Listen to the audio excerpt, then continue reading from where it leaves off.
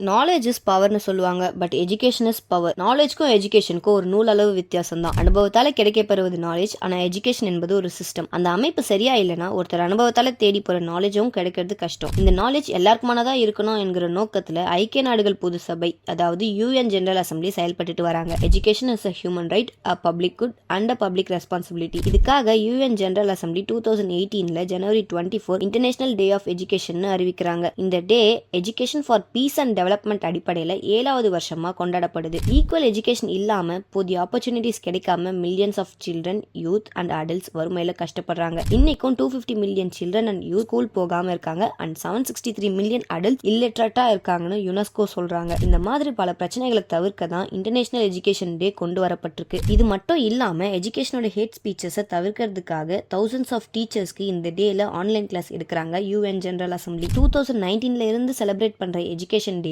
ஒரு வருஷமும் ஒரு டாபிக் இருக்கும். இந்த வருஷத்தோட topic AI and education preserving human agency in a world of automation. இதுல டெக்னாலஜிக்கல் அட்வான்ஸ்மெண்ட்ஸ் சரியா புரிஞ்சு செயல்படவும், அதனால ஒரு தனி நபர் சமூக வளர்ச்சியை உயர்த்த எஜுகேஷன் எவ்வளவு இம்பார்ட்டண்டா இருக்குன்னு இந்த டாபிக்ல சொல்றாங்க. இந்த டே எஜுகேஷனோட இம்பார்ட்டன்ஸை தெரியப்படுத்துது. World wide sustainable goals achieve பண்ணவும் ஹெல்ப் ஆகுது. So education is a real good. Education is power.